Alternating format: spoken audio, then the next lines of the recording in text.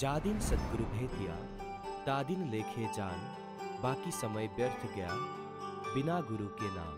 আমি কৈ আছো 1988 চনৰ এটা ঐতিহাসিক দিনৰ কথা যেতিয়া সন্ত ৰামপাল গুৰু মহাৰাজে তেওঁৰ পূজ্য গুৰু স্বামী ৰামদেৱানন্দ মহাৰাজৰ পৰা নাম দীক্ষা লাভ কৰিছিল। সেই শুভ সময়ৰ উপলক্ষে সন্ত ৰামপাল গুৰু মহাৰাজৰ অনুগামীসকলে এই দিৱস অতি আনন্দৰে উদযাপন কৰে।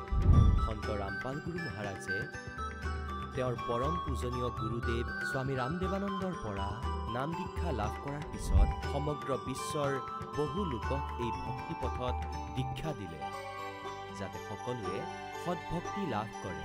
নেপালকে ধৰি ভাৰতৰ 11টা সৎলোক আশ্ৰমত এই দিৱস উদযাপন কৰা হৈছে আৰু ইয়াক সকলোৱে বোধ দিৱস হিচাপে 2025 চনৰ 15, 16 আৰু 17 ফেব্ৰুৱাৰীত পালন কৰা হ'ব, য'ত সন্ত গৰীবদাস মহাৰাজৰ বাণীবোৰৰ 3দিনীয়া অখণ্ড পাঠ, দন্ত আৰু চকুৰ পৰীক্ষা চিকিৎসা, বিশাল ধৰ্মভোজ, বিশাল সৎসংগ সমাৰোহ, বিনামূলীয়াকৈ নাম দীক্ষা, যৌতুকমুক্ত বিবাহ আৰু ৰক্তদান শিবিৰৰ দৰে অনন্য কাৰ্যসূচীৰ লগতে আধ্যাত্মিক প্ৰদৰ্শনীৰো আয়োজন কৰা হ'ব। এই কাৰ্যসূচী বিশ্বৰ সকলো সৎলোক আশ্ৰমত উদযাপন কৰা হ'ব, য'ত আপোনালোকক সপৰিয়ালে আন্তৰিকতাৰে আমন্ত্ৰণ জনোৱা হৈছে।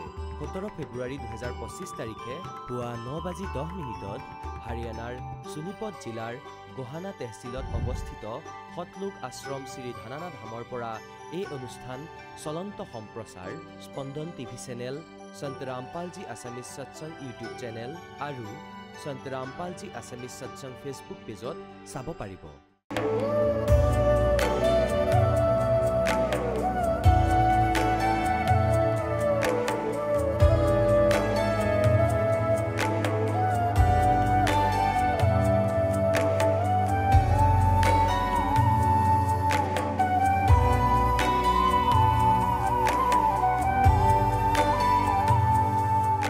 নমস্কাৰ ছাৰ। নমস্কাৰ। আপোনাৰ শুভ নামটো? মোৰ নাম প্ৰেমানন্দ বড়ো। আপুনি ক'ৰ পৰা আহিছে? মই শোণিতপুৰ ডিষ্ট্ৰিক্ট, অসমৰ পৰা আহিছোঁ। আপুনি সন্ত ৰামপাল গুৰু মহাৰাজৰ পৰা নাম দীক্ষা কেতিয়া লৈছিল? সন্ত ৰামপালজী চনত মই 10 জুন 2020 আহিছোঁ। তেখেতৰ পৰা নাম দীক্ষা লোৱাৰ আগতে আপুনি অন্য কিবা ভক্তি সাধনা কৰিছিলনে? ভক্তি সাধনা হিচাপত আমাৰ মায়ে যেতিয়া সৰু টাইমত কৃষ্ণ পূজিছিলে, শীতলা মা পূজিছিলে, এইবোৰ চাকি বন্তি মই মায়াৰ লগতে জ্বলাইছিলোঁ। আৰু লগতে মানে হিন্দু ধৰ্মত যেনেকুৱা দুৰ্গা পূজা, কালী পূজা, লক্ষ্মী পূজা আৰু বিভিন্ন পূজাবিলাকত আমি মানিছিলোঁ। ছাৰ, আপুনি যিহেতু জনালে আপুনি আপোনাৰ সমাজত প্ৰচলিত পৰম্পৰাগত ভক্তি সাধনা আপুনি কৰি আছিল, তেনে ক্ষেত্ৰত ছাৰ আপুনি সন্ত ৰামপাল গুৰু মহাৰাজৰ শৰণলৈ কিয় আহিব লগা হ'ল? সন্ত ৰামপালজী শৰণত অহা মানে এটা দীঘল কাহিনী হৈ যাব।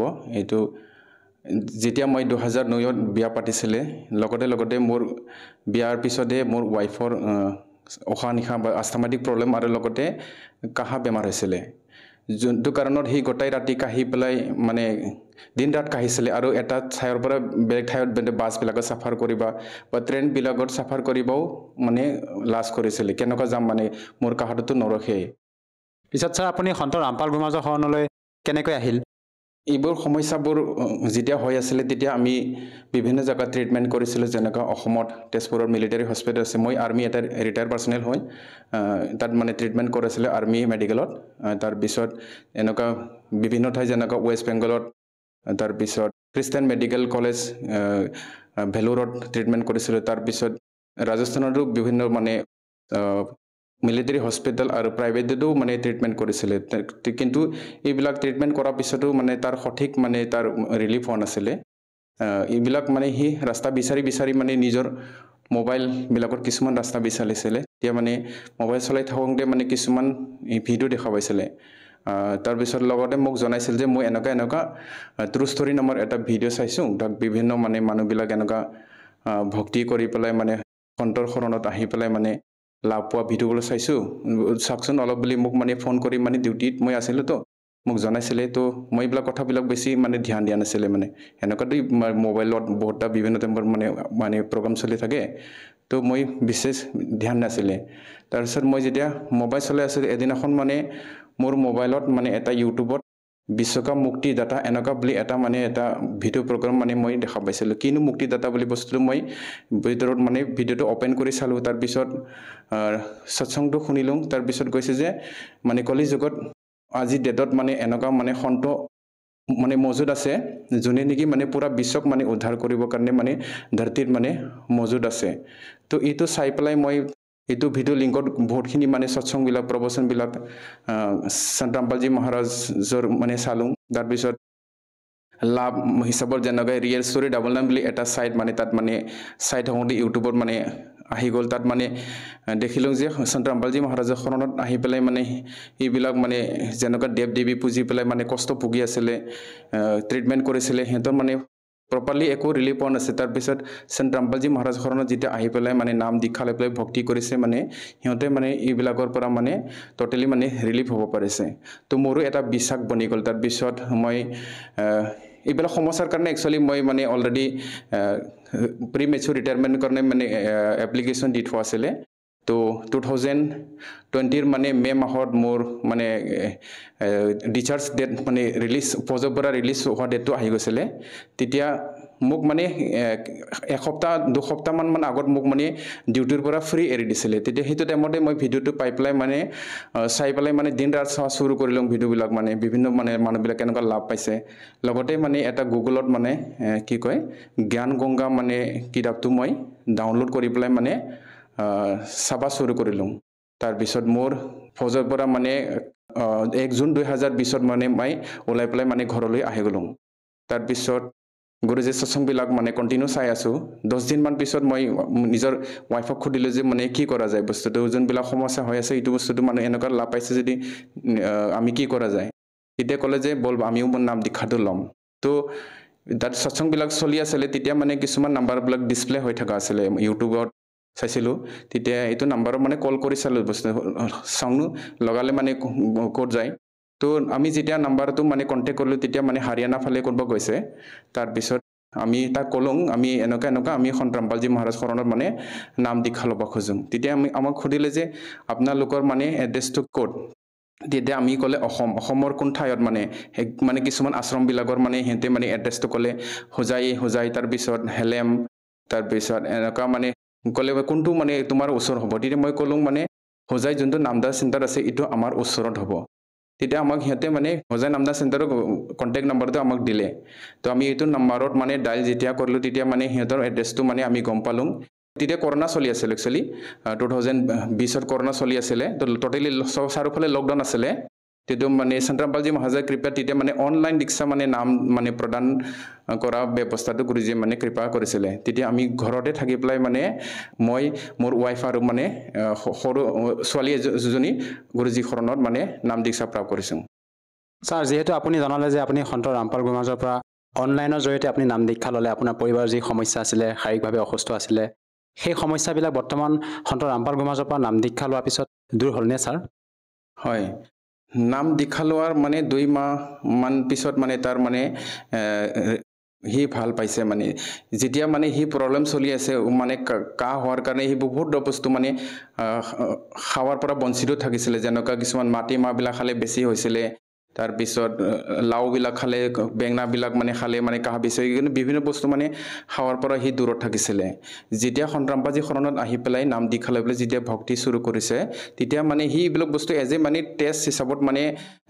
কৰি চাইছে সঁচাকৈ এইবিলাক বস্তুটো মানে খালে কি কিবা প্ৰব্লেম হয়নে বুলি তেতিয়া যিমানখিনি বস্তু মানে খাব পৰা নাছিলে এইবিলাক বস্তু সি মানে খাব শুৰু কৰিছে তথাপিও মানে তাৰ একো প্ৰব্লেম মানে হোৱা নাই তো এইটো সন্ত ৰামপালজী মহাৰাজ যি কৃপা হয় এই বস্তুবিলাক মানে খাব পৰা হৈছে ছাৰ এইটো এটা আচৰিত কথা আধুনিকতাৰ এই যুগত এজন সাধাৰণ সন্তৰ পৰা আপোনালোকে অনলাইনৰ জৰিয়তে নাম দীক্ষা লোৱাৰ পিছতে আপোনাৰ পৰিবাৰগৰাকী যি মাৰাত্মক ৰোগ আছিলে তাৰ পৰা পৰিত্ৰাণ পাইছে আৰু আচলতে সন্ত ৰামপাল গুৰুমাজে আপোনালোকক এনেকুৱা কি ভক্তিবিধি প্ৰদান কৰিলে যাৰ দ্বাৰা নেকি আপুনি এনেদৰে লাভ পাবলৈ সক্ষম হৈছে সন্ত ৰামপালজী মহাৰাজজীয়ে যোনে আমাৰ ভগত সমাজক ভক্তি দিছে এইটো শাস্ত্ৰ অনুকূল হয় যেনেকুৱা গীতাজীত কৈছে গীতাজী অধ্যায় নম্বৰ 17-23 নম্বৰ শ্লোকত কৈছে যে পূৰ্ণ পৰমাত্মা পৰমেশ্বৰ প্ৰাপ্তি ভক্তিবিধি ওম তৎসৎ বুলি কৈছে গীতা জ্ঞান দাতাই নিজৰ ভক্তিবিধি ওম বুলি কৈছে যোনটো গীতাজী অধ্যায় নম্বৰ 8-13 নম্বৰ শ্লোকত কৈছে যে মোৰ ভক্তিবিধি ওম বুলি কৈছে যদি পূৰ্ণ পৰমাত্মা পৰমেশ্বৰ প্ৰাপ্তি কৰিব খোজে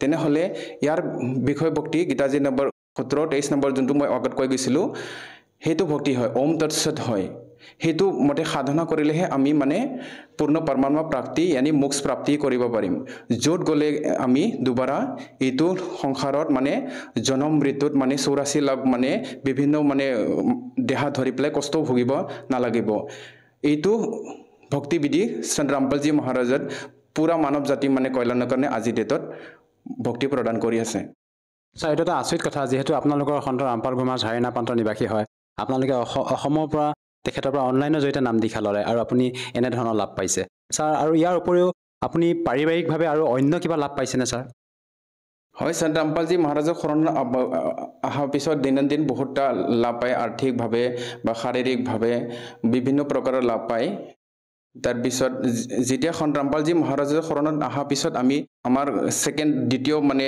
পুত্ৰী আমি এতিয়া সন্তান পাইছোঁ তাৰ ডেলিভাৰী টাইমত আমি যেতিয়া তেজপুৰ মেডিকেল কলেজত এডমিট কৰিছিলে তেতিয়া ডক্টৰে মানে তাৰ মানে আল্ট্ৰাসাউণ্ড কৰোঁতে মানে কৈছিলে যে যোনটো বেবী হয় সেইটো প্ৰপাৰলি গ্ৰোথ হোৱা নাই আৰু ডেলিভাৰী কৰাটো মানে সিহঁতৰ কাৰণে ইম্পচিবল বুলি মানে কৈ পেলাই সিহঁতে কি ক'লে আমাক মানে নেক্সট মানে হায়াৰ মানে মেডিকেলত মানে ৰেফাৰ কৰিলে ৰেফাৰ কৰাত আমি গুৱাহাটীৰ মানে আয়ুৰচন্দ্ৰা বুলি এটা মেডিকেল হস্পিটেল আছে তাত এডমিট কৰিলোঁ এডমিট কৰাৰ লগে তাৰপিছত সন্ত ৰামপালজী মহাৰাজাৰ কৃপাত মানে এখেতে মানে দ্বিতীয় কন্যা মানে তো জন্ম দিব পাৰিছে এইটো সন্ত ৰামপালজী মহাৰাজাৰ কৃপা হয় ছাৰ আপুনি কি কৰে মই আগতে মেনশ্যন কৰিছিলোঁ মই আৰ্মি ছাৰ্ভিচ কৰিছিলোঁ মই 18 বছৰ ছাৰ্ভিচ কৰি পেলাই মই ভলেণ্টিয়াৰ ৰিটায়াৰ লৈ পেলাই আহিলোঁ আৰু এইটো আমি যদি ভক্তি যদি এইবিলাক ভক্তিৰ বিষয়ে যদি আগতে যদি গম পালেহেঁতেন আমি সৎ সাধনা কৰিলেহেঁতেন মই আজি ডেটত ছাৰ্ভিচত থাকিলেহেঁতেন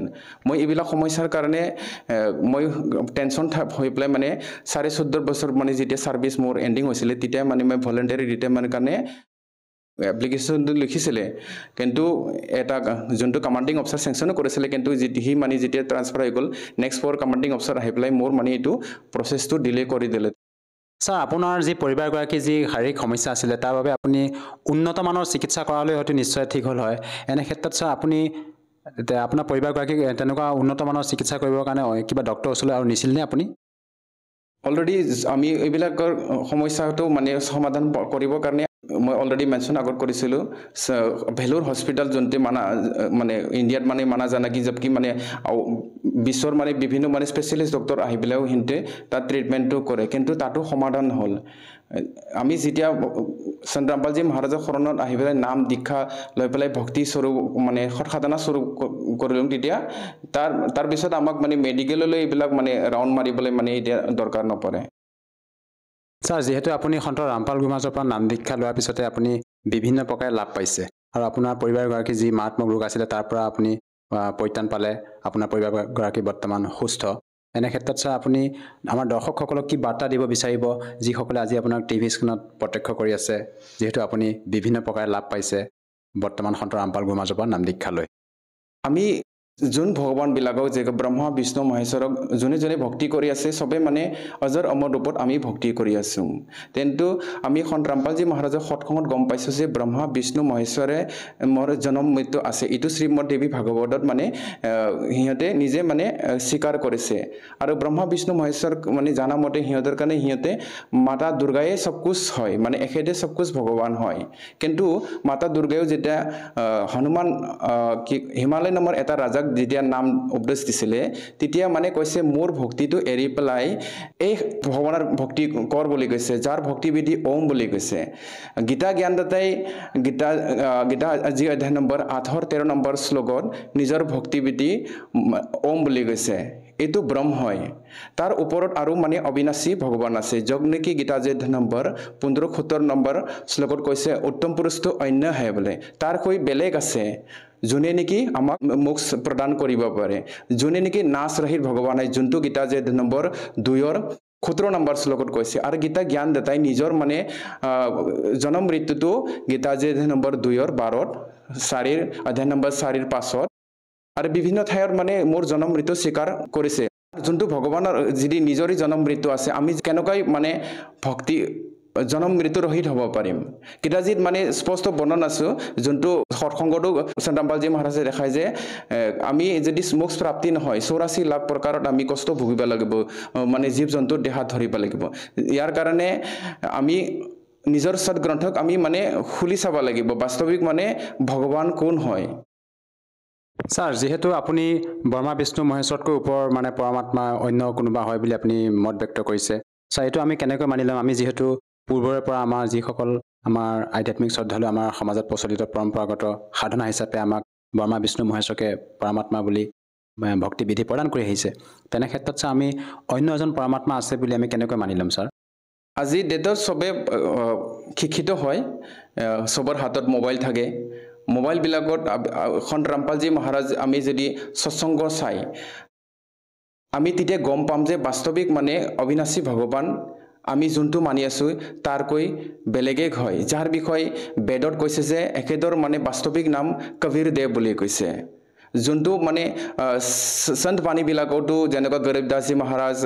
গুৰু নানক চাহেব সিহঁতক মানে পৰমাত্মাই ডাইৰেক্ট মানে দৰ্শন দি পেলাই সদলোক পৰম ধাম লৈ গৈছিলে তাৰপিছত তাত মানে দৰ্শন কৰাই পেলাই সিহঁতক মানে নিজৰ শৰীৰত দুবাৰ আত্মাটো ঘূৰাই দিছিলে তেতিয়া সিহঁতে মানে নিজৰ আখুৰ নিজৰ চকুত দেখা মানে সদলোকৰ বিষয়ে গুণ গাইছে মানে এনেকুৱা ঠাই আছে য'ত মানে একো বস্তুৰ অভাৱ নাই মানে তাৰ গাখীৰৰ নদী বৈ আছে আমাৰ সোণৰ ঘৰ আছে তো এইটো ভক্তি আমি সন্ত ৰামপালজী মহাৰাজজী শৰণত আহি পেলাই যদি ভক্তি কৰে আমি বাস্তৱিক নিজৰ আত্মাৰ মানে ঠাইত যাব পাৰিম য'ত গ'লে দুবাৰা আমি ইয়াত পুনৰ মৃত্যুৰ লগত ঘূৰি নাহিম যদি আমি যদি ব্ৰহ্মা বিষ্ণু মহেশ্বৰ স্তৰত যদি ভক্তি কৰে সিহঁতৰ ভক্তি সাধনাটো সিহঁতৰ লোক লগে হয় ব্ৰহ্মা পুজিলে ব্ৰহ্মা লোক বিষ্ণু পুজিলে বিষ্ণু লোক শিৱ পুজিলে শিৱ লোক এনেকৈ যদি আমি ব্ৰহ্ম পূজোঁ তেতিয়া ব্ৰহ্ম লোক মানে গৈ পাম কিন্তু গীতা যি 8-16 নম্বৰ শ্লোক কৈছে যে ব্ৰহ্ম লোক গুচি গ'লেও আমি যদি পুণ্য না কৰি পেলাই দুবাৰা মানে ইয়াৰ পৃথিৱীৰ লগত মানে ইয়াৰ কষ্ট ভুগিবৰ কাৰণে আহিব লাগিব বাস্তৱিক যে আমি যেটো পৰম শান্তি লাগে এইটো আমি পূৰ্ণ পৰমাত্মা পৰমেশ্বৰৰ ভক্তি কৰিব লাগিব যাৰ বিষয়ে গীতা যে নম্বৰ 17-23 নম্বৰ শ্লোকত কৈছে যে একেতৰ ভক্তি বিধি ওম তৎসৎ বুলি কৈছে ছাৰ যিসকল দৰ্শকে আজি আপোনাক টিভি স্ক্ৰীণত প্ৰত্যক্ষ কৰি আছে আপুনি তেওঁলোকক কি সন্দেহ দিব বিচাৰে যাতে তেওঁলোকেও আপোনাৰ দৰে উপকৃত হ'ব পাৰে মানৱ সমাজলৈ বিনম্ৰ প্ৰাৰ্থনা যে আপোনালোকে সন্ত ৰামপালজী মহাৰাজ সৎসংগ বিভিন্ন ছ'চিয়েল মিডিয়া যেনেকুৱা ইউটিউব ফেচবুক বিলাকত সন্ত ৰামপালজী মহাৰাজ সৎসংগ টাইপ কৰিবলৈ আপুনি চালে আপোনালোকে প্ৰবচনবিলাক পাব প্ৰবচনবিলাক যেতিয়া চাব তেতিয়া আপোনালোক মানে বাস্তৱিক ভগৱানৰ বিষয়ে জানকাৰী হৈ যাব আৰু লগতে আমাৰ সাধনাত বুলি এটা টিভি চেনেল আছে য'ত নেকি 7:30টাৰ পৰা 8:30 লৈকে মানে প্ৰত্যেক দিন মানে তাৰ মানে সৎসংগটো চলে তাত মানে নাম্বাৰবোৰ মানে ডিসপ্লে হয় মানে তাৰ পিছত লগতে গুৰুজীয়ে বহুতখিনি পুস্তক লিখিছে যেনেকৈ জ্ঞান গংগা গীতা তেৰা জ্ঞান অমৃত জীৱনৰ সুবনকৰ ইয়াৰ বাহিৰেও বহুতখিনি কিতাপ লিখিছে আমি এখেতে লিখা যদি কিতাপবিলাক পঢ়ে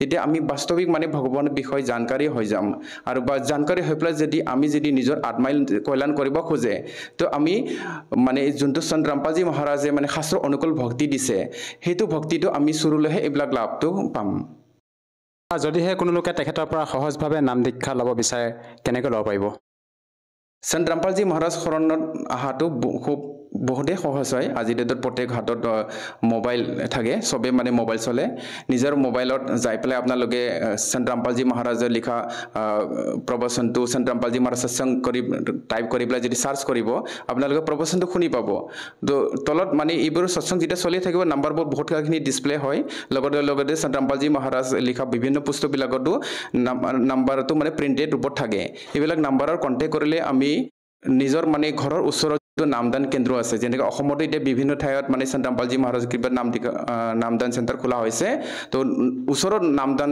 চেণ্টাৰলৈ যাই পেলাই আমি সন্ত ৰামপালজী মহাৰাজ সৎভক্তি লৈ পেলাই সৎভক্তি নাম দীক্ষা লৈ পেলাই সৎভক্তি সাধনা কৰিব পাৰিম ধন্যবাদ থাকিল ছাৰ এতিয়া জগতগুৰু তত্ত্বদৰ্শী সন্ত ৰামপাল গুৰু মহাৰাজৰ সৎসংগৰ মাধ্যমেৰে সেই অদ্বিতীয় আধ্যাত্মিক জ্ঞানৰ বিষয়ে জানি লওঁ যাৰ মাধ্যমেৰে আপোনালোকেও প্ৰাপ্ত কৰিব পাৰিব এনেকুৱা আধ্যাত্মিক মানসিক আৰু ভৌতিক সুখ যি এতিয়ালৈকে কেৱল আপোনালোকে মীৰাবাই ধ্ৰুৱ প্ৰহ্লাদ আদি কেইজনমান ভক্তৰ জীৱন কথাতহে শুনিছে এতিয়া শুনক তত্ত্বদৰ্শী সন্তৰ সৈতে শাস্ত্ৰ অনুকূল ভক্তি সৎসংগ এনেকুৱা অদ্বিতীয় আধ্যাত্মিক জ্ঞান যাৰ প্ৰমাণ আছে সকলো ধৰ্মৰ সকলো পবিত্ৰ শাস্ত্ৰত অৰ্থাৎ সদাশিৱৰ ৰূপত। যেনেকৈ ব্ৰহ্মা বিষ্ণুৱে পালে তেনেকৈ শিৱৰ ৰূপত প্ৰকট হৈ গ'ল, তেনেদৰেই লীলা কৰে তেওঁ। এতিয়া 25 পৃষ্ঠাত দেখুৱাওঁ আপোনালোকক। তাৰ লগত অলপ লিংক আছে ইয়াৰ। গীতা প্ৰেছ গোৰখপুৰৰ পৰা বিদ্ধেশ্বৰ সংহিত। ব্ৰহ্মা আৰু বিষ্ণুৱে সুধিলে যে প্ৰভু, সৃষ্টি আদি 5 কৰ্তব্যৰ লক্ষণ কি হয়, এয়া আমাক দুইজনকে কওক। ভগৱান শিৱই ক'লে, কাল প্ৰকট হৈ গ'ল ব্ৰহ্ম শিৱ ৰূপত তেওঁলোকক ফাঁকি দিবলৈ। মোৰ কৰ্তব্যক বুজা অতি কঠিন হয়, তথাপিও মই কৃপাপূৰ্বক তোমালোকক তেওঁৰ বিষয়ে কৈ আছো। শুনা, আগলৈ কৈ আছে। এয়া 26 নম্বৰ পৃষ্ঠা। ব্ৰহ্মা আৰু বিষ্ণুক কয় এই কাল ব্ৰহ্মই, পুত্ৰ তোমালোক দুয়োৰে তপস্যাৰ দ্বাৰা প্ৰসন্ন হোৱা মই পৰমেশ্বৰ। এতিয়া পৰমাত্মাই কয় যে এই য'ত স্বৰূপী নিৰঞ্জন মেহি কৰ্তা ভাই, তেওঁ নিজকে পৰমেশ্বৰ বুলি কৈ আছে ইয়াত। নিজ পৰমেশ্বৰৰ পৰা সৃষ্টি আৰু স্থিতি নামক 2 কৃত্য প্ৰাপ্ত কৰিছে। এই 2 তোমাৰ বহুত প্ৰিয় হয়। এই প্ৰকাৰেই মোৰ বিভূতি ৰূপ স্বৰূপ, অৰ্থাৎ মোৰ দৰে চেহেৰাৰ ৰুদ্ৰ আৰু মহেশ্বৰ মই নহয় মহেশ্বৰে 2 অন্য উত্তম কৃত্য সংহাৰ আৰু তিৰুভাৱ মোৰ পৰাই প্ৰাপ্ত কৰিছে। কিন্তু অনুগ্ৰহ নামক কৃত্য কোনো দ্বিতীয়ই প্ৰাপ্ত কৰিব নোৱাৰে। আগলৈ চোৱা, ইয়াৰ পৰা সিদ্ধ হৈ গ'ল যে ইয়াত এই পুৰাণৰ যি বক্তা, পুৰাণ যি কয়, এয়া ব্ৰহ্মা আৰু বিষ্ণুৰ পৰা, ৰুদ্ৰ আৰু মহেশ্বৰৰ পৰা ভিন্ন হয়। এয়া ব্ৰহ্ম হয়, কাল হয়। ইয়াত চোৱা কি কোৱা হয়। এয়া আমি 26 নম্বৰ পৃষ্ঠা পঢ়ি আছো। সংক্ষিপ্ত শিৱপুৰাণ বিদ্ধেশ্বৰ সংহিতা। এয়া চোৱা, মই পূৰ্বকালত নিজৰ স্বৰূপভূত মন্ত্ৰৰ উপদেশ কৰিছো, যি ওংকাৰ ৰূপত প্ৰসিদ্ধ। এয়া হৈছে মংগলকাৰী মন্ত্ৰ। সৰ্বপ্ৰথমে মোৰ মুখৰ পৰা ওংকাৰ অৰ্থাৎ ওম প্ৰকট হৈছিল, যি মোৰ ৰূপৰ বোধকৰ্তা হয়। ওংকাৰ বাচক হয়, মই বাচ্য হওঁ। এই মন্ত্ৰ মোৰ স্বৰূপেই হয়। প্ৰতিদিনে ওংকাৰৰ স্মৰণ কৰিলে মোৰেই স্মৰণ কৰা হয়। মোৰ উত্তৰৱৰ্তী মুখৰ পৰা অকাৰৰ, পশ্চিম মুখৰ পৰা ওংকাৰৰ, দক্ষিণ মুখৰ পৰা মকাৰৰ আৰু পূৰ্বৱৰ্তী মুখৰ পৰা বিন্দুৰ তথা মধ্যৱৰ্তী মুখৰ পৰা নাদৰ প্ৰকট হৈছিল। এয়া 5টা হয়। এখনটো পশ্চিম ফালৰ মুখ আৰু এখন উত্তৰ ফালৰ মুখ। এখন পশ্চিম ফালৰ মুখ হয় দ্বিতীয়, তৃতীয় আৰু চতুৰ্থ আৰু পঞ্চম হৈছে বিন্দু। এয়া মধ্য তথা উত্তৰ ফালৰ মুখৰ পৰা বিন্দু আৰু পঞ্চম এয়া নাদ। এই প্ৰকাৰে 5টা হৈ গ'ল। এক ওকাৰ, মকাৰ আৰু আকাৰ, মকাৰ, উকাৰ আৰু মকাৰ আৰু বিন্দু আৰু নাদ, এয়া 5 হৈ গ'ল। এই প্ৰকাৰে 5 উপাদানেৰে যুক্ত হৈ ওমকাৰৰ বিস্তাৰ হ'ল। এই সকলো উপাদানেৰে একীভূত হৈ এই প্ৰণৱ ওম নামক এক অক্ষৰ হৈ গ'ল। আৰু এয়া মোৰ মন্ত্ৰ হয়। ইয়াত কোৱা হয় এয়া মোৰ মন্ত্ৰ হয়। ওম এক অক্ষৰ। এই ব্ৰহ্মা বিষ্ণু মহেশ্বৰৰ পৰা বেলেগ হৈ ইয়াক কাল ব্ৰহ্মই কৈ আছে শিৱ ৰূপত প্ৰকট হয়। তেওঁ ইয়াত তলত লিখিছে যে ওম নমঃ শিৱায় ই 5 অক্ষৰৰ মন্ত্ৰ হয়। এয়া ভুল লিখিছে, মূল সংস্কৃতত ক'তো নাই। এতিয়া আমি এয়া চাব লাগিব যে যি এই ওমকাৰ নাম, যাৰ ওম মন্ত্ৰ হয়, ই ব্ৰহ্মা বিষ্ণু মহেশ্বৰৰ পৰা বেলেগ হয়। এয়া শ্ৰীকৃষ্ণত প্ৰৱেশ কৰি গীতাত শ্ৰীকৃষ্ণই কৈ আছে, ইয়াতো কৈ আছে যে ওম মন্ত্ৰ হয়। এতিয়া ইয়াৰ পৰা স্পষ্ট হৈ গ'ল যে গীতাৰ জ্ঞান এই কালে কৈ আছে আৰু শ্ৰীকৃষ্ণত প্ৰৱেশ হৈ কৈ আছে। আৰু ইয়াত কৈ আছে যে মোৰতো এক ওম অক্ষৰ হয়। ओम इति एकाक्षरम ब्रह्म विवरण माम अनुसमरण ये पर्याति तजन्देहम सयाति परमाम गतिम। মই ব্ৰহ্মৰ এক ওম অক্ষৰ আছে, এটা অক্ষৰ হয়, নাথিং এলছ। তেন্তে এই প্ৰকাৰে যি অন্য সাধনাত কোৱা হয়, এই মন্ত্ৰক এৰি কোৱা হয় गीता और भागवत पढ़े ना बुझे शब्द ठेकाने नु। গীতা আৰু ভাগৱত পঢ়া। গীতাত ক'ৰবাত লিখা আছে হৰে কৃষ্ণ কৃষ্ণ কৃষ্ণ হৰে ৰাম। তেন্তে গীতা কিয় পঢ়ি আছা? আৰু লোকবেদক আধাৰ বনাই নিজৰ জীৱন ব্যৰ্থ কৰি আছা। আমি আমাৰ পুণ্য সৎগ্ৰন্থক পুনৰ চম্ভালিব লাগিব। এতিয়া গীতাৰ অধ্যায় নম্বৰ 16 শ্লোক নম্বৰ 23 আৰু 24 কনচেপ্ট ক্লিয়াৰ কৰি দিছে। শাস্ত্ৰবিধি ত্যাগ কৰি যিয়ে নিজৰ মতে আচৰণ কৰে তেওঁলোকৰ না সুখ হয়, না গতি হয় আৰু না কোনো সিদ্ধি অৰ্থাৎ প্ৰাপ্তি হয়, কিয়নো সিদ্ধিয়ে আমাক সৎলোকলৈ লৈ যাব। আমি ইয়াৰ দুৰ্ব্যৱহাৰ কৰিব নালাগে। তেন্তে তেওঁলোকৰ কোনো সিদ্ধি প্ৰাপ্ত তেওঁলোকে যি কাৰ্য উদ্দেশ্য লৈ আহিছে সেয়া সিদ্ধি নহয়। আৰু 24 নম্বৰ শ্লোকত কৈছে যে অৰ্জুন কৰ্তব্য আৰু অকৰ্তব্যৰ ব্যৱস্থাত শাস্ত্ৰই প্ৰমাণ হয়। কাৰোবাৰ দন্ত কথাত বিশ্বাস নকৰিবা। যি সৎগ্ৰন্থত লিখা আছে সেয়াহে মানিবা। আজি পুণ্যাত্মাসকল আমাৰ সৎগ্ৰন্থত যি কোৱা হৈছে সেই অনুসৰি সাধনা কৰিব লাগিব। এতিয়া আমাৰ সৎগ্ৰন্থই কি কয়? পৰমাত্মাই কয় সৰ্বপ্ৰথমে আমাক এই কমপ্লিট যি সম্পূৰ্ণ আধ্যাত্মিক জ্ঞান তাৰে পৰিচিত হ'ব লাগিব আৰু তৎব্ৰহ্মৰ লগত পৰিচিত হ'ব লাগিব। তেওঁ কোন হয়, কেনেকুৱা হয় আৰু ক'ত থাকে। ঋগ্বেদ মণ্ডল নম্বৰ 9 সূক্ত 86 মন্ত্ৰ 26-27, ঋগ্বেদ মণ্ডল নম্বৰ 9 সূক্ত 82 মন্ত্ৰ 1-2-3, ঋগ্বেদ মণ্ডল নম্বৰ 9 সূক্ত 96 মন্ত্ৰ 16 পৰা পিছলৈকে আৰু অনেক স্থানত ঋগ্বেদ মণ্ডল নম্বৰ 9 সূক্ত 1 আৰু মন্ত্ৰ নম্বৰ 8-9 এয়া স্পষ্ট কৰা আছে যে পৰমাত্মাই কি লীলা কৰে। তেন্তে আমি সকলোৱে প্ৰথমতে পৰমাত্মাক চিনি পাব লাগিব যে সেই পৰমাত্মা কোন হয়, তেওঁ কি লীলা কৰে। আজিৰ পৰা 600 বছৰ আগতে পৰমেশ্বৰ কবিৰ যি এই পৰম অক্ষৰ ব্ৰহ্ম যেনেকৈ তেওঁ 3 স্থিতিৰে লীলা কৰে, ইয়াৰে যি এক লীলা যি তেওঁৰ এক উপায় হয়, এজন বালক ৰূপ ধাৰণ কৰি প্ৰকট হয়। চন 1398 সম্বত 1455 আৰু জ্যেষ্ঠ সুদী পূৰ্ণমাসী অৰ্থাৎ জেঠ এৰাৰ পূৰ্ণিমা। এই পূৰ্ণিমাত পৰমাত্মাই সৎলোকৰ পৰা গতি কৰি ইয়ালৈ আহিলে আৰু ইয়াত প্ৰকট হ'ল। এতিয়া পুণ্যাত্মাসকল লগে লগে আপোনাক সৎগ্ৰন্থৰ লগত পৰিচিত কৰোৱা অনিবাৰ্য হয়। দাসৰ এয়া কৰ্তব্য হয়। আপোনাক শিক্ষা এই কাৰণেই পৰমাত্মাই দিছে যে আপুনি পৰমাত্মাক চিনি লোৱা। দৈনিক জীৱন যাপনৰ বাবে এই শিক্ষাৰ কোনো প্ৰয়োজন নাছিল।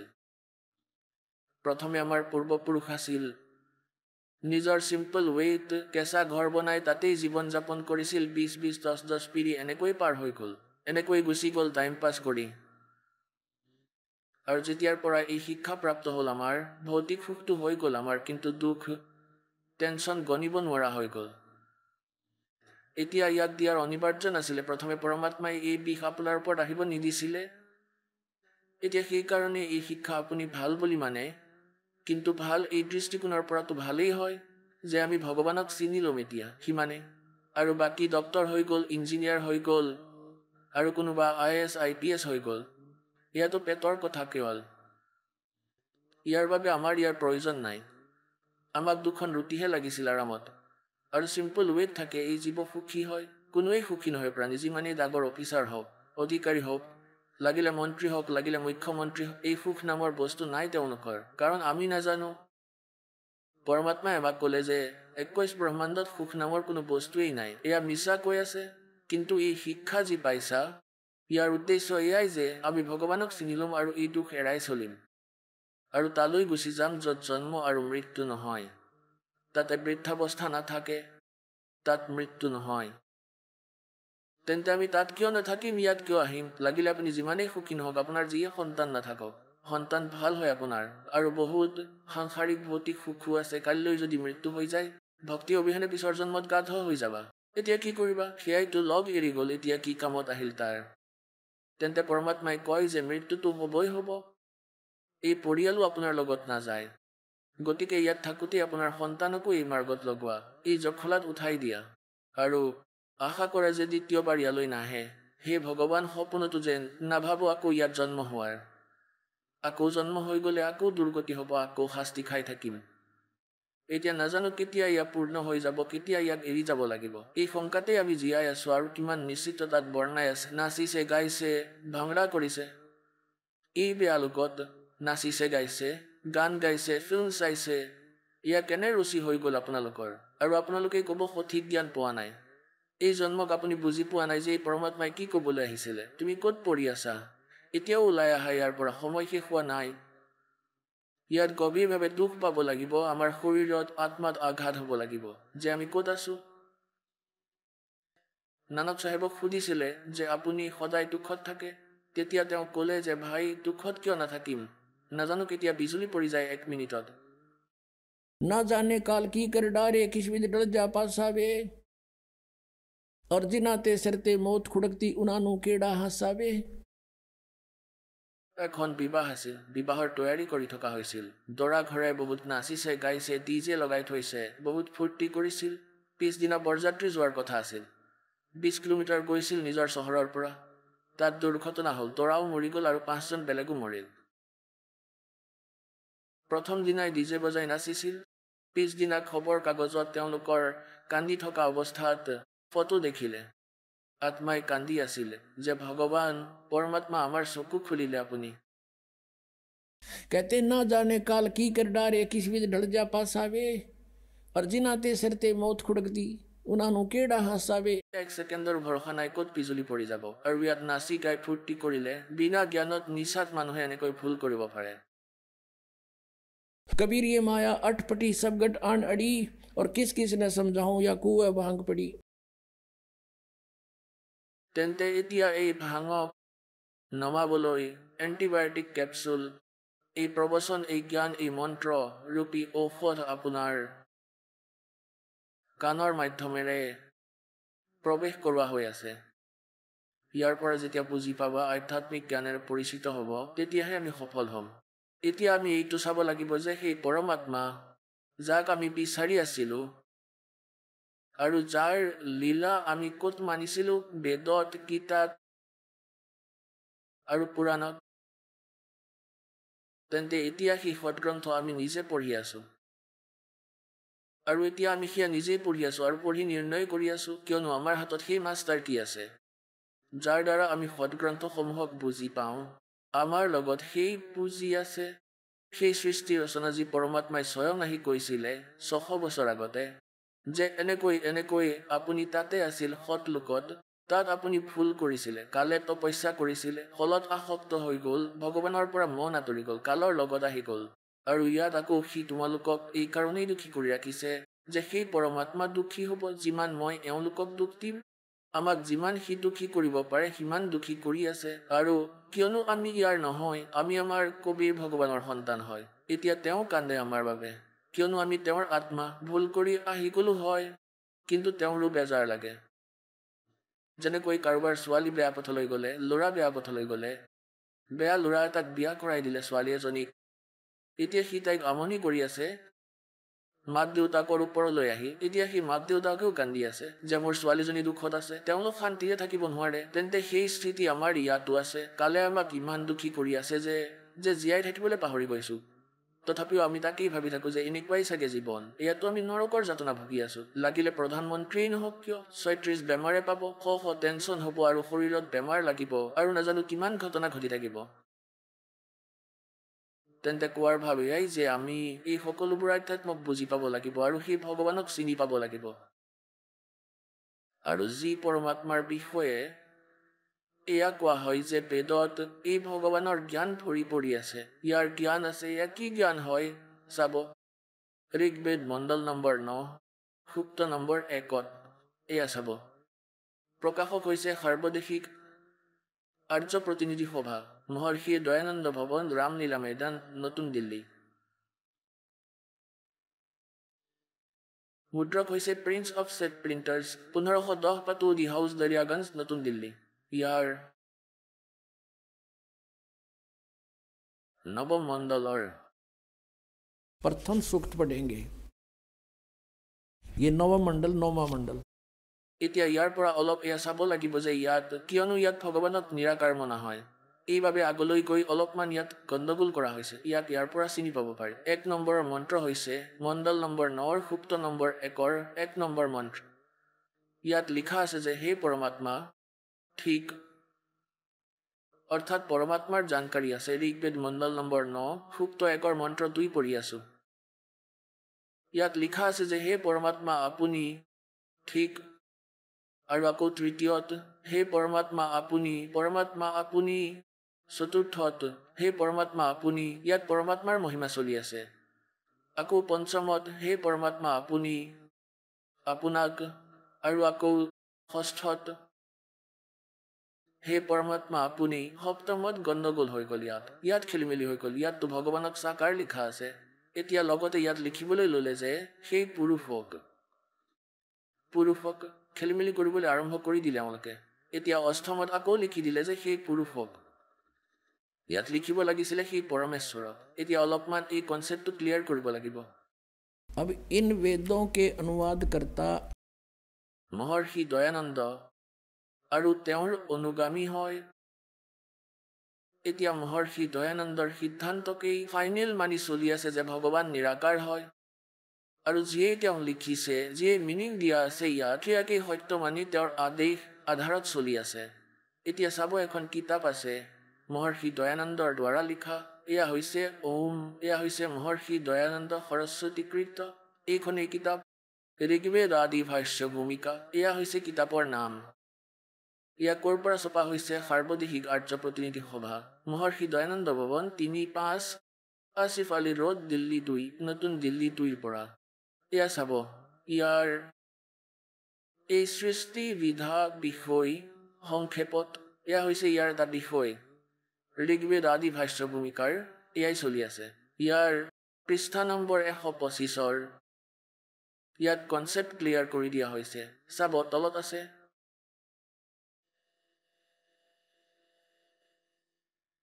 ইয়াত লিখা আছে, ইয়াত পুৰুষ। ইয়াৰ অৰ্থ ইয়াত লিখা আছে পুৰুষ ইয়াক কোৱা হয় যি সৰ্বশক্তিমান ঈশ্বৰ হয়। বুজি পালেনে? পুৰুষ মানে পৰমেশ্বৰ। পুৰুষ ইয়াক কোৱা হয়। দয়ানন্দৰ অনুবাদত লিখা আছে যি সৰ্বশক্তিমান ঈশ্বৰ বুলি কোৱা হয়, অৰ্থাৎ সৰ্বশক্তিমান। এতিয়া ইয়াত না ঈশ্বৰৰ বেৰা আছে না পৰমেশ্বৰৰ। তথাপি যি ইয়াৰ অনুগামীৰ এয়া মান্য হয় যে দয়ানন্দই যি কৈছে সেয়া সত্য হয়, অৰ্থাৎ পুৰুষ মানে পৰমেশ্বৰ। এতিয়া আকৌ পঢ়িম ইয়াক। এতিয়া সিদ্ধ হৈ গ'ল যে পুৰুষ মানে পৰমেশ্বৰ। এতিয়া ইয়াত য'ত তেওঁলোকে খেলিমেলি কৰিব ভাবিছিল, এতিয়া ইয়াত ক্লিয়াৰ কৰি ল'ম যে য'ত পুৰুষ লিখা আছে সেয়া পৰমেশ্বৰ হয়। ভগৱানত যি সৰ্বশক্তিমান হয় তেওঁক পুৰুষ কোৱা হয়। তেন্তে এতিয়া ইয়াত চাব, তেন্তে এতিয়া আকৌ ইয়ালৈ আহিলোঁ। ঋগ্বেদ মণ্ডল নম্বৰ 9 সুক্ত নম্বৰ 1 মন্ত্ৰ 6লৈকে ইয়াত পৰমাত্মা লিখা আছে। আৰু সপ্তমত যি আৰম্ভ হ'ল ভগৱানৰ কথা, সাকাৰ শৰীৰৰ, ইয়াত পুৰুষ লিখা আৰম্ভ কৰি দিলে। কোনোৱে ভাবিব যে এয়া ব্যক্তি এজনৰ বিষয়ে কৈছে। পুৰুষ মানে সেই পৰমাত্মাক। এতিয়া চাব, অষ্টমত আচৰিত কৰি দিব। সেই পুৰুষক অৰ্থাৎ সেই পৰমেশ্বৰক উগ্ৰ গতিয়ে প্ৰেৰণা কৰে। এয়া কম আপোনাক সৃষ্টি ৰচনাত। के शब्द बहुविध जीवन कीन पुकारा। তপ্তশিলাত জ্বলি আছিলে, যেতিয়া হাহাকাৰ লাগি গৈছিলে ভগৱানে ইয়াত এই পৰিস্থিতিবোৰ দেখি ভগৱান ইয়ালৈ আহিলে নিজৰ জ্ঞান বুজাবলৈ। সেই পৰমেশ্বৰক, পুৰুষ মানে পৰমেশ্বৰ সিদ্ধ হৈ গ'ল, সেই পৰমেশ্বৰক উগ্ৰগতিয়ে প্ৰেৰণা কৰে। অৰ্থাৎ এনেকুৱা কিছুমান স্থিতি হৈ যায় য'ত হাহাকাৰ হৈ যায়, কোনো জীৱন নাই প্ৰাণীৰ, এই মায়া জোৰাৰ উদ্দেশ্য বনি গ'ল। তেন্তে এনেকুৱা সময়ত পৰমাত্মা স্বয়ং আহে বা নিজৰ কোনো দাসক পঠায় নিজৰ পাৱাৰ দি। এতিয়া সেই পুৰুষক উগ্ৰগতিয়ে প্ৰেৰণা কৰে। যেতিয়া পৰমাত্মা স্বয়ং আহে, ইয়াত সেয়া উল্লেখ আছে। আৰু ভাসমান শৰীৰক অৰ্থাৎ তেজময় শৰীৰক সেই পুৰুষ অৰ্থাৎ পৰমাত্মা প্ৰাপ্ত হয়। পুৰুষ মানে পৰমাত্মা। ক্লিয়াৰ হৈ গ'ল? এতিয়া চাব, ঋগ্বেদ মণ্ডল নম্বৰ 9 সুক্ত নম্বৰ 1 আগলৈ আমি পঢ়ি আছিলোঁ। আৰু যিটো 3 প্ৰকাৰে বেলেগৰ ৱাৰণ মানে কল্যাণ কৰোতা মধুময় শৰীৰ পোৱা যায়, মধুময় অৰ্থাৎ বহুত মৰম লগা শৰীৰ তেওঁ 3 প্ৰকাৰৰ শৰীৰেৰে সকলো ব্যৱস্থাক সম্ভালি থাকে এয়া ইয়াত ক্লিয়াৰ হৈ গ'ল পুনৰ সেইটোৰেই দ্বিতীয় প্ৰকাৰৰ যি লীলা আছে সেয়া ইয়াত লিখা আছে कि अभी अदन्या उत्सरंती धेनुव शिशुम सोम इंद्राय पातवे সেই সৌম্য স্বভাৱৰ শ্ৰদ্ধালু পুৰুষক ইয়াত আকৌ সেই পুৰুষ লগাই দিলে অমৰ পুৰুষ লিখিব লাগিছিলে সোম মানে চন্দ্ৰমাৰ দৰে শীতল স্বভাৱৰ ভগৱান অমৰ পুৰুষক আৰু ইয়াত পুৰুষ মানে পৰমেশ্বৰ বুজক সেই সৌম্য স্বভাৱৰ পৰমেশ্বৰক যি শিশু ৰূপত শিশুম ইয়া মূল পাঠত শিশুম লিখা আছে শিশুম কুমাৰ অৱস্থাতেই মানে যেতিয়া তেওঁ বালক ৰূপত প্ৰকট হৈছিলে অভি অধন্য মানে ধনবিহীন যাক হাৰ গৰুৱে টাচ কৰা নাই কহৱাৰী অভি মানে পূৰ্ণ ৰূপেৰে সকলো প্ৰকাৰে পূৰ্ণ ৰূপেৰে অধন্য যি সাৰৰ দ্বাৰা কেতিয়াও বিৰক্ত হোৱা নাই তেন্তে ইয়াত কোৱাৰ ভাৱ এইটোৱে যে কুঁৱাৰী গাই ধেনু মানে গৰু তৃপ্ত কৰি থাকে তেওঁৰ প্ৰতিপালনৰ লীলা এই কুঁৱাৰী গাইৰ দ্বাৰা হৈছে যেতিয়া পৰমাত্মা শিশু ৰূপ ধাৰণ কৰি আহিছিলে এয়াতো কৈ দিলে বেদে এতিয়া চাৰিওখন বেদতে মাজে মাজে এই প্ৰকৰণ আছে বহুত কৰবাত প্ৰসংগ আছে ইয়াৰ এতিয়া ইয়াত যিহেতু কনচেপ্ট ক্লিয়াৰ আছে গতিকে এটাই দেখুৱাম ইয়াত সময় আহিলে আকৌ আগৰখিনি দেখাম এতিয়া সেই সূক্ষ্ম বেদত লিখা আছে যে পৰমেশ্বৰে কি লীলা কৰিছিলে আজিৰ পৰা 600 বছৰ আগতে আৰু তাত কি হৈছিলে এয়া চাব এয়া সূক্ষ্ম বেদ হয় ইয়াত দেখুৱাম আপোনালোকক যে যেতিয়া পৰমাত্মাই শিশু ৰূপ ধাৰণ কৰি পদুমৰ ফুলত লহেৰতলা নামৰ পুখুৰীত প্ৰকট হয় তাতে এজন অষ্টানন্দ নামৰ ঋষি সাক্ষী হৈছিল ইয়াৰ যে ওপৰৰ পৰা কিবা এটা তেজস্বী গোলা আহিছিল আৰু তেওঁই দেখিলে ওপৰৰ পৰা অহা ৰাতিপুৱা স্নান কৰি উঠোতেই একান্ত স্থানত প্ৰাকৃতিক শান্তিৰে বহি একান্ত মনে নিজৰ সাধনা কৰিবলৈ চেষ্টা কৰি আছিল একদম আকাশৰ পৰা প্ৰকাশৰ এটা গোলা আহিলে তেওঁ ধ্যান দি চালে চকু বন্ধ হৈ গ'ল যেনেকৈ সূৰ্যৰ ফালে আমি চাব নোৱাৰো চকু বন্ধ হৈ যায় তথাপিও সূৰ্যৰ যি আকাৰ সি আমি দেখা পাওঁ অলপ অলপকৈ হলেও এনেকুৱা ভিতৰত আমাৰ ফিট হৈ যায় প্ৰতিবিম্ব মহৰ্ষি অষ্টানন্দ যি ৰামানন্দজীৰ শিষ্য আছিলে যি তেওঁ দেখিলে সেয়া সহ্য কৰিব নোৱাৰিলে সেই তেজস্বিতাক চকু বন্ধ হোৱাৰ আগত তেওঁ কি দেখিলে নৱজাত শিশু বালকৰ ৰূপ দেখা পালে ওপৰৰ পৰা আহি থকা পুনৰ চাই চকুটো খুলি কি দেখিলে ওপৰৰ পৰা অহা সেই চ্যুতি লেহেৰতলা তালাবৰ কোনো এঠাইত ৰৈ যায় তেওঁ উঠি গুচি যায় আৰু নিজৰ গুৰুদেৱক প্ৰশ্ন কৰে যে ভগৱান মই এনেকুৱা দেখিলো তেতিয়া ৰামানন্দজীয়ে ক'লে যে পুত্ৰ এয়া কোনো অৱতাৰ লৈ আহিছে কোনোবা সেইকাৰণেই তৰাৰ দৰে ভাঙি পৰিছে কোনোবা ওপৰৰ পৰা অৱতাৰ আহিছে আৰু ইয়াত কোনো দেৱতা আহিছে চাগে কোনো মাৰ গৰ্ভৰ পৰা জন্ম ল'ব আৰু ইয়াত লীলা কৰিব তেওঁলোকে ইমানেই জানিছিলে যে ভগৱানে কোনো মাৰ পৰাই জন্ম ল'ব আৰু সেয়া স্বয়ম্ভূ পৰমাত্মা হয় স্বয়ম্ভূ অৰ্থাৎ কোনো জন্মদাত্ৰী নাই স্বয়ম্ভূ স্বয়ং প্ৰকট হয় স্বয়ং তেওঁ প্ৰকট হয় জন্মদাতা নাই সেইফালৰ পৰা নিৰু নিমা নামৰ দুজন দম্পতি আছিল শিপিনী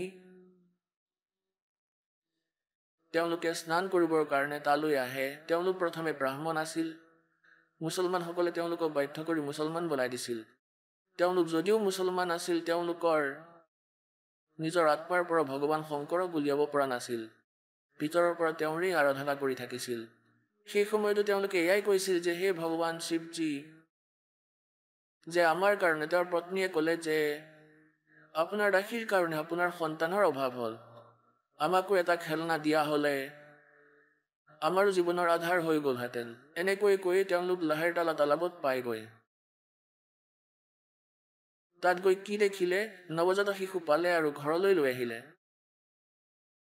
25 দিনৰ হৈ গ'ল না পানী খাই না গাখীৰ কিন্তু ডাঙৰ দীঘল এনেকুৱাকৈ হৈছে যে দিনে 1 লিটাৰ গাখীৰ খাই কেঁচুৱাই আৰু সুস্বাস্থ্যৰ এতিয়া তেওঁৰ তুলনীয়া মা নিমা দুখী হৈ গ'ল বহুত দুখী হৈ গ'ল বহুত বেয়াকৈ কান্দিব ধৰিলে হে ভগৱান শিৱজী আপুনি হয়তো শুনিব নালাগিছিলে নাইবা এয়া দিবই নালাগিছিলে এতিয়া দি লৈ গৈ আছা ভগৱান এতিয়া মই জীয়াই নাথাকিম এই শিশু অবিহনে নাজানো এই শিশুৱে মোৰ ওপৰত কি যাদু কৰিলে মই ইয়াৰ অবিহনে জীয়াই থাকিব নোৱাৰোঁ। 25 দিন হৈ গ'ল, একো খোৱাই নাই। এতিয়া ই মৰিলে ময়ো মৰিম লগতে, সঁচাকৈয়ে। এতিয়া পৰমাত্মাই প্ৰেৰণা কৰিলে শিৱ ভগৱানক। करे करावे साइया मन में लहर उठा। শিৱজীয়ে এক সাধু ৰূপত তাত প্ৰকট হৈ গ'ল, কিয়নো তেওঁ শিৱজীক মনত পেলাই কান্দি আছিল। তেওঁ সুধিলে যে মাই কিয় কান্দি আছা? গোটেই কথা ক'লে, গোটেই কাহিনী ক'লে যে এদিন মনৰ পৰা প্ৰাৰ্থনা কৰিছিলোঁ, 60 বছৰৰ আয়ুস হৈ গ'ল কিন্তু এটাও সন্তান নাই। এদিন প্ৰাৰ্থনা কৰিছিলোঁ শিৱ ভগৱানক, তেওঁ আমাৰ শুনিলে। এই লেহেৰতলা তালাবত পদুমৰ পুষ্পত আমাক এই সন্তান দি দিলে। এতিয়া এই সন্তানটোৱে খোৱা বোৱা কৰা নাই, 25 দিনৰ হৈ গ'ল মহাত্মাজী। এতিয়া ই মৰিব ওলাইছে আৰু ময়ো মৰিম ইয়াৰ লগতে, নদীত ডুবি। এয়া মোৰ দৃঢ় প্ৰতিজ্ঞা। তেতিয়া তেওঁ ক'লে যে আইক মোক দেখুওৱা তোমাৰ সন্তানটো ক'ত আছে। উঠাই লৈ আহি আই ভাবিলে মই এতিয়া মহাৰাজৰ চৰণ কমলত থৈ দিওঁ। যেতিয়াই তেওঁ চৰণত থ'ব বিচাৰিছিল, পৰমাত্মা আকাশলৈ উঠি গ'ল। এতিয়া শিৱজীৰ মূৰৰ পেৰেলেলত আহি এনেকৈ ওপৰত হাৱাত স্থাপিত হ'ল। তেতিয়া শিৱজীয়ে এনেকৈ ল'লে, শিৱজীৰ হাতত আহি গ'ল। তেতিয়া পৰমাত্মাই ক'লে যে তেওঁলোকক কোৱা এজনী কুঁৱাৰী গাই লৈ আহক আৰু ইয়াৰ ওপৰত আপুনি হাত থৈ দিব মহাত্মাজী, যি গাখীৰ দিব সেয়া খাম মই। 60 বাৰ ক'লে সন্তানটোৱে, 60 বাৰ চৰ্চা কৰিলে। বিষ্ণু পৰমাত্মাই শিৱজীক আৰু তেওঁ দেখি আছিলে নিৰু আহি গ'ল। নিমাই চাই চাই এয়াই ভাবি আছিলে যে এই মহাত্মাৰ ইমান গুণ আছে যে মোৰ সন্তানক ওপৰলৈ উঠাই দিলে। এই মহাত্মাতেই এই গুণ আছে, তেওঁই কৈছে এই সন্তানটো 25 দিনৰ। अब कहते हैं जगत का पेखना पेखा, धनी का नाम ना लेखा। আৰু এই সকলোবোৰ কাৰ্য সাধুৱেও মানি আছে। যিয়ে আদেশ আছিল, শংকৰ ভগৱানে ক'লে যে নিৰু যোৱা এজনী কুঁৱাৰী গাই লৈ আহা আৰু কুমাৰৰ পৰা এটা পৰিষ্কাৰ বাচন লৈ আহা। এতিয়া আপোনালোকে শুনিলে জগতগুৰু তত্ত্বদৰ্শী সন্ত ৰামপাল গুৰু মহাৰাজৰ মংগল প্ৰবচন। আহক এতিয়া শুনো ভগতসকলৰ অনুভৱ, যিসকলে সন্ত ৰামপাল গুৰু মহাৰাজৰ প্ৰমাণিত জ্ঞানৰ পৰা প্ৰভাৱিত হৈ নাম দীক্ষা লৈ বহুতো লাভ প্ৰাপ্ত কৰিলে। নমস্কাৰ। সত সাহেব। কি নাম হয় আপোনাৰ? কল্যাণী দাসী। ক'ৰ পৰা আহিছে আপুনি? মই ছত্তীশগড়ৰ। সন্ত ৰামপালদেৱ মহাৰাজৰ পৰা আপুনি নাম দীক্ষা কেতিয়া ল'লে? ছাৰ, মই সন্ত ৰামপালদেৱ মহাৰাজৰ পৰা নাম দীক্ষা 2017ত লৈছিলোঁ। সন্ত ৰামপালদেৱ মহাৰাজৰ পৰা নাম দীক্ষা লোৱাৰ আগতে আপুনি কি ভক্তি সাধনা কৰিছিল? সন্ত ৰামপালদেৱ মহাৰাজৰ পৰা নাম দীক্ষা লোৱাৰ আগতে মই আমাৰ হিন্দু ধৰ্মৰ যি দেৱী দেৱতা আছিল তেওঁলোকৰ ভক্তি কৰিছিলোঁ। তেন্তে আপুনি সন্ত ৰামপালদেৱ মহাৰাজৰ শৰণলৈ কিয় আহিল? ছাৰ, এনেকুৱা হ'ল, মোৰ যি স্বামী আছে তেওঁৰ মানে এজন বন্ধু আছে, দাদা, তেওঁ আগতে নাম দীক্ষা লৈছিলে, সন্ত ৰামপালদেৱ মহাৰাজৰ পৰা নাম দীক্ষা লৈ থৈছিলে। গতিকে তেওঁ ক'লে যে মোৰ স্বামীক যে তুমিও ব'লা এবাৰ হাৰিয়ানালৈ, সন্ত ৰামপালদেৱ মহাৰাজৰ সৎসং শুনিবা। তেখেতে মানৱ আমাৰ এই মনুষ্য জীৱন কি কাৰণে পাইছোঁ ভক্তি কৰিবলৈ। তেওঁ সেই সঠিক ভক্তিৰ কথা কয়, তেওঁ সকলো শাস্ত্ৰকে প্ৰমাণ দি কথাবোৰ কয়। আপুনি নাম দীক্ষা লওক বা নলওক, তথাপিও ব'লক। তেতিয়া আমি ভাবিলোঁ যে এবাৰ যোৱাটো ভাল হ'ব। তেতিয়া আমি ফুৰাৰ পাৰ্পাছ লৈ গৈছিলোঁ ছাৰ, যে এবাৰ চাই আহোঁ। আৰু তালৈ যোৱাৰ পিছত মোৰ হাজবেণ্ডৰ বহুত ভাল লাগিল যে এওঁ সঁচাকৈ যিবোৰ দি আছে এই জ্ঞান, সেয়া আজিলৈকে কোনো সন্ত, আমাৰ যিবোৰ গুৰু আছিল, আমি ভাগৱত কৰোঁতে দেখিছিলোঁ, তেওঁলোকৰ পৰা আমি এনেকুৱা জ্ঞান কেতিয়াও শুনা নাই। তেতিয়া তেওঁ ক'লে যে মইতো নাম দীক্ষা ল'মেই, তুমি ল'বানে নোলোৱা সন্ত ৰামপালদেৱ মহাৰাজৰ পৰা। মোৰ সেই সময়ত ইমান জ্ঞান নাছিল ছাৰ, মই সৎসংগ শুনিছিলোঁ বাৰু, কিন্তু মোৰ ইমান বিশ্বাস নাছিলে। তথাপিও মই ভাবিলোঁ যে যিহেতু তেওঁ লৈ আছে, গতিকে ময়ো ল'ব লাগে। তেতিয়া ময়ো নাম দীক্ষা ল'লোঁ। সন্ত ৰামপালদেৱ মহাৰাজৰ পৰা নাম দীক্ষা লোৱাৰ পিছত আপোনাৰ কি লাভ হ'ল? সন্ত ৰামপালদেৱ মহাৰাজৰ পৰা নাম দীক্ষা লোৱাৰ পাছত বহুত লাভ পালোঁ। ইমান লাভ পালোঁ যে ছাৰ ক'ব নোৱাৰোঁ। কৈ কৈ মই ভাগৰি পৰিম ছাৰ, কিন্তু কোৱা শেষ নহ'ব, ইমানেই লাভ পাইছোঁ ছাৰ। মানে মোৰ 2জন ল'ৰা আগতে আছিলে, তৃতীয়জনৰ কি হ'ল, মানে যেতিয়া 2018 চনত মোৰ যেতিয়া প্ৰেগনেঞ্চি হ'ল, যেতিয়া মই ডক্টৰৰ ওচৰলৈ গ'লোঁ, তেতিয়া ডক্টৰে ক'লে যে আপুনি প্ৰেগনেণ্ট, এতিয়া আমি চাম ছ'ন'গ্ৰাফি কৰি যে কেঁচুৱাটো ঠিকে আছেনে নাই, আপুনি ৰাখিব পাৰিবনে নাই। যেতিয়া ছ'ন'গ্ৰাফি কৰিলোঁ, তেতিয়া ডক্টৰে ক'লে যে আপোনাৰ সন্তানটো আছে বাৰু এতিয়া, কিন্তু নৰ্মেল নহয়। আপুনি এতিয়া এইটো এবৰ্চন কৰাই লওক, নহ'লে দিগদাৰী হ'ব পাৰে, বিকলাংগও হ'ব পাৰে, অথবা মানসিক ৰূপত আন কিবা সমস্যা হ'ব পাৰে। আপোনাৰ দিগদাৰ হ'ব, সাধাৰণ ল'ৰাৰ দৰে ই নহ'ব, এনেকৈ ডাইৰেক্ট কৈ দিছিলে। তেতিয়া আমিও ভয় খালোঁ আৰু আমিও কৈ দিলোঁ যে বাচ্চাটো নাৰাখোঁ, এবৰ্চন কৰাম। আৰু তাৰপিছত যেতিয়া প্ৰাৰ্থনা জনালোঁ, প্ৰাৰ্থনাত সন্ত ৰামপালদেৱ মহাৰাজে ক'লে যে আপুনি ভক্তি কৰক, পৰমাত্মাই সকলো ঠিক কৰি দিব। আমি কিছুমান নাম খণ্ড কৰি দিছিলোঁ ভগতদেৱ, যাৰ বাবে এই সমস্যাবোৰ হৈছিল। তাৰপিছত প্ৰথমে আমি হৰিয়ানালৈ গ'লোঁ। তালৈ গৈ আমি শুদ্ধিকৰণ কৰাই ইয়ালৈ আহিলোঁ। তাৰপিছত সন্ত ৰামপালদেৱ মহাৰাজক আকৌ প্ৰাৰ্থনা জনালোঁ যে আমি নাম শুদ্ধিকৰণ কৰাই লৈছোঁ, এতিয়া কি কৰোঁ? তেতিয়া ক'লে যে আপুনি আৰু এবাৰ ছ'ন'গ্ৰাফি কৰাওক, মালিকে দয়া কৰিব। তাৰপিছত যেতিয়া আমি আকৌ ছ'ন'গ্ৰাফি কৰাইছিলোঁ ছাৰ, যিজন ডক্টৰে ছ'ন'গ্ৰাফি আগতে কৰিছিলে তেওঁ প্ৰথমে যেতিয়া কৰাইছিলোঁ 2 মাহৰ আছিল। তাৰপিছত যেনে তেনে আমি তাৰ পৰা অহাৰ পাছত 2.5-3 মাহৰ হ'ল। গতিকে যদি আপুনি আগৰ ছ'ন'গ্ৰাফিৰ ৰিপৰ্ট চাই আৰু এতিয়াৰ ৰিপৰ্ট চাই, এয়া কি চমৎকাৰ। ডক্টৰে ক'লে, আগৰ ছ'ন'গ্ৰাফিৰ ৰিপৰ্ট চাই ডক্টৰে ক'লে যে ইমান সোনকালে কেনেকৈ চেঞ্জ হৈ গ'ল ৰিপৰ্ট, আপুনি কাক মানে? তাতেই সুধিলে। মই ক'লোঁ যে আমি সন্ত ৰামপালদেৱ মহাৰাজৰ ভক্তি কৰোঁ, আগৰ ৰিপৰ্ট এনেকুৱা আছিল, আমাক ডক্টৰে এইটো কৈ দিছিলে যে এবৰ্চন কৰাব লাগিব। আমি সেইটো নকৰি সন্ত ৰামপালদেৱ মহাৰাজৰ ওপৰত বিশ্বাস ৰাখি এই বাচ্চাটোক ৰাখি থৈছোঁ। তেতিয়া ডক্টৰে ক'লে যে বহুত ভাল কথা হৈছে, বাচ্চাটোৰ একো হোৱা নাই, যিখন আগৰ ৰিপৰ্ট আছে আৰু এতিয়াৰ বহুত ডাঙৰ চমৎকাৰ হৈছে। ডক্টৰে নিজেই ক'লে, যেতিয়া মই চেকআপৰ বাবে গৈছিলোঁ, যেতিয়া প্ৰথম ৰিপৰ্টটো চাইছিল তেতিয়া ডাইৰেক্ট কৈ দিছিলে যে আপুনি কাক মানে আৰু কি হিচাপে আপোনাৰ এই চেঞ্জ হৈছে। যেতিয়া ছ'ন'গ্ৰাফি কৰাইছিলোঁ ছাৰ, ভালে অহা হ'ল ফাৰ্ষ্ট ৰিপৰ্ট, আৰু বৰ্তমানৰ ৰিপৰ্ট চাই তেওঁলোকে বহুত আচৰিত হৈ গৈছিল। ছাৰ, এই বাচ্চাটো সেইটোৱে হয় যাক ডক্টৰে এবনৰ্মেল বুলি কৈছিলে, অসুস্থ বুলি কৈছিল, কিন্তু সন্ত ৰামপালদেৱ মহাৰাজৰ কৃপাত আজি এই বাচ্চাটো একেবাৰে সুস্থ। ছাৰ, এয়া মোৰ ৰিপৰ্ট, য'ত এবনৰ্মেল প্ৰেগনেঞ্চি বুলি দেখাইছে। ভাল নহয়, ইয়াতে বাচ্চাটো ৰাখিব নোৱাৰে, তেনেকৈ এই ৰিপৰ্টখনত দেখুৱাইছিল ছাৰ। ডক্টৰে এবৰ্চন কৰোৱাৰো ছাজেশ্যন দি দিছিলে, ঔষধো লিখি দিছিলে যে আপুনি এই ঔষধ ল'ব পাৰে, এনেকৈ কৈ দিছিল।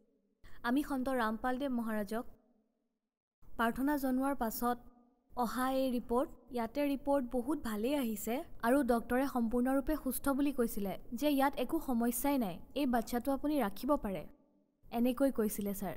আৰু ডক্টৰে এইটোও সুধিছিলে যে আপুনি কোনজন ভগৱানক মানে, যিয়ে এমাহো হোৱা নাছিলে 10-15 দিনৰ আগৰ ৰিপৰ্ট আৰু আজিৰ ৰিপৰ্টত ইমান সলনি কেনেকৈ হ'ব পাৰে?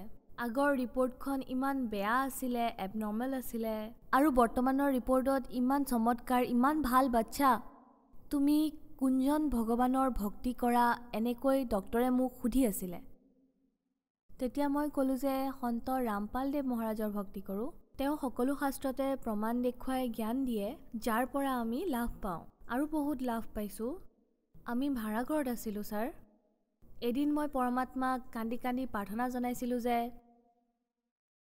যে মালিক, আপুনিয়ে আমাক কিবা সঁহাৰি দিয়ক, ইমান খৰচ আছে, 3টা বাচ্চাও আছে।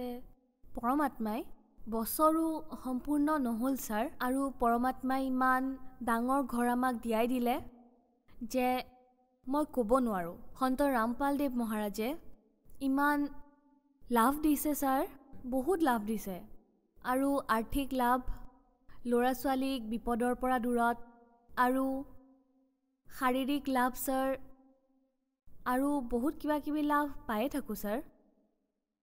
আৰু মোৰ এই লাভ দেখি ছাৰ, আমাৰ শাহুমা আৰু শহুৰ দেউতা যি আছে, এই সকলোবোৰ চমৎকাৰ দেখি ছাৰ বহুত সুখী হ'ল, আৰু সৎসংগ শুনি শুনি তেওঁলোকেও বহুত ভাল পালে যে সঁচাকৈয়ে তেওঁ যি জ্ঞান দি আছে সেয়া শাস্ত্ৰ অনুকূল। গতিকে তেওঁলোকেও নাম দীক্ষা লৈ আছে ছাৰ, আৰু বহুত ভালদৰে ভক্তি কৰি আছে। মোৰ শাহুমাৰ অলপ চকুৰ সমস্যা আছিল ছাৰ, তেওঁ ধোঁৱা দেখিছিলে, তাতো তেওঁ বহুত লাভ পালে। আৰু মোৰ শহুৰ দেউতা, তেওঁৰ চৰ্মৰোগ আছিল ছাৰ, তেওঁ বহুত লাভ পালে, আৰু এতিয়া সকলোবোৰ ঠিকে আছে ছাৰ। সন্ত ৰামপালদেৱ মহাৰাজৰ পৰা নাম দীক্ষা লোৱাৰ পিছত আপুনি বহুত লাভ পালে। ইয়াতে এটা প্ৰশ্ন উঠে, ডক্টৰে আপোনাক কৈছিলে যে আপুনি এবৰ্চন কৰিব লাগিব, আপোনাক ঔষধ আৰু অপাৰেশ্যনৰ তাৰিখো দি দিলে, কিন্তু আপুনি সন্ত ৰামপালদেৱ মহাৰাজৰ পৰা নাম দীক্ষা ল'লে আৰু আপুনি ঠিক হৈ গ'ল। আৰু সেই কেঁচুৱাটো এতিয়া 3 বছৰ হ'ল। আপুনি নিগেটিভ ৰিপৰ্টো দেখাইছে আৰু পজিটিভ ৰিপৰ্টো দেখাইছে। তেন্তে কেনেকৈ সম্ভৱ হৈ উঠিছে যে য'ত মেডিকেল চায়েন্স ফেইল হৈ আছে তাতে সন্ত ৰামপালদেৱ মহাৰাজে বেমাৰবোৰ ঠিক কৰি আছে? ছাৰ, সন্ত ৰামপালদেৱ মহাৰাজে আমাক সঠিক ভক্তি দি আছে ছাৰ, কিন্তু আন গুৰুসকলে নিজৰ মনৰ মতে ভক্তি সাধনাৰ কথা কয়। কিন্তু সন্ত ৰামপালদেৱ মহাৰাজে আমাক শাস্ত্ৰ অনুসৰি ভক্তিৰ কথা কয় আৰু ইয়াৰ পৰাই আমাৰ লাভ হয় ছাৰ। এই মেডিচিনক বাৰু গুৰুত্বপূৰ্ণ বস্তু বুলি মানো আমি ছাৰ, কিন্তু তাতকৈ ডাঙৰ আমাৰ পৰমাত্মা হয় ছাৰ। সেই হিচাপে আমাক সন্ত ৰামপালদেৱ মহাৰাজে সকলো শাস্ত্ৰৰ হিচাপত ভক্তিৰ কথা কৈ আছে আৰু সঠিক ভক্তিৰ কাৰণেই আমি লাভ পাওঁ ছাৰ। যিসকল দৰ্শকে আপোনাক আজি টিভিত চাই আছে, বিশেষকৈ মহিলাবোৰে, সেইসকলক আপুনি কি ক'ব বিচাৰে?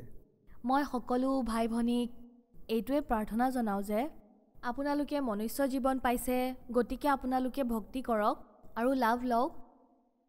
এই সৎসংগ সন্ত ৰামপালদেৱ মহাৰাজৰ চেনেলত আহে আৰু তাত যি হালধীয়া শাৰী আহে তাৰে তলত নাম্বাৰ দিয়া থাকে কিছুমান, তাতে আপুনি কণ্টেক্ট কৰক আৰু কণ্টেক্ট কৰি যি ঠায়ে ঠায়ে নামদান কেন্দ্ৰ আছে তাত আপোনালোকে সন্ত ৰামপালদেৱ মহাৰাজৰ পৰা নাম দীক্ষা ল'ব পাৰে। ধন্যবাদ। সৎ চাহেব।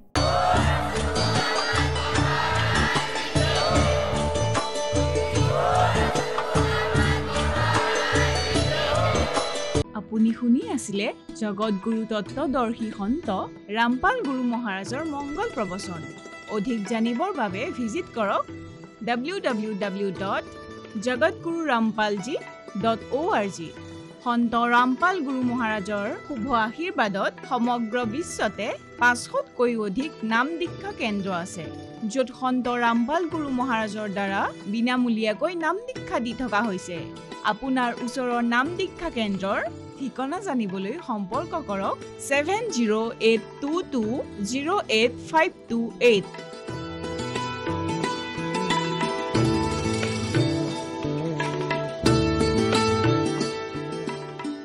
जा दिन सद्गुरु भेटिया ता दिन लेखे जान, बाकी समय व्यर्थ गया बिना गुरु के नाम। আমি কৈ আছো 1988 চনৰ এটা ঐতিহাসিক দিনৰ কথা, যেতিয়া সন্ত ৰামপাল গুৰু মহাৰাজে তেওঁৰ পূজ্য গুৰু স্বামী ৰামদেৱানন্দ মহাৰাজৰ পৰা নাম দীক্ষা লাভ কৰিছিল। সেই শুভ সময়ৰ উপলক্ষে সন্ত ৰামপাল গুৰু মহাৰাজৰ অনুগামীসকলে এই দিৱস অতি আনন্দৰে উদযাপন কৰে। সন্ত ৰামপাল গুৰু মহাৰাজে তেওঁৰ পৰম পূজনীয় গুৰুদেৱ স্বামী ৰামদেৱানন্দৰ পৰা নাম দীক্ষা লাভ কৰাৰ পিছত সমগ্ৰ বিশ্বৰ বহু লোকক এই ভক্তি পথত দীক্ষা দিলে, যাতে সকলোৱে সৎভক্তি লাভ কৰে। নেপালকে ধৰি ভাৰতৰ 11টা সৎলোক আশ্ৰমত এই দিৱস উদযাপন কৰা হৈছে আৰু ইয়াক সকলোৱে বোধ দিৱস হিচাপে 2025 চনৰ 15, 16 আৰু 17 ফেব্ৰুৱাৰীত পালন কৰা হ'ব, য'ত সন্ত গৰীবদাস মহাৰাজৰ বাণীবোৰৰ 3দিনীয়া অখণ্ড পাঠ, দন্ত আৰু চকুৰ পৰীক্ষা চিকিৎসা, বিশাল ধৰ্মভোজ, বিশাল সৎসংগ সমাৰোহ, বিনামূলীয়াকৈ নাম দীক্ষা, যৌতুকমুক্ত বিবাহ আৰু ৰক্তদান শিবিৰৰ দৰে অনন্য কাৰ্যসূচীৰ লগতে আধ্যাত্মিক প্ৰদৰ্শনীৰো আয়োজন কৰা হ'ব।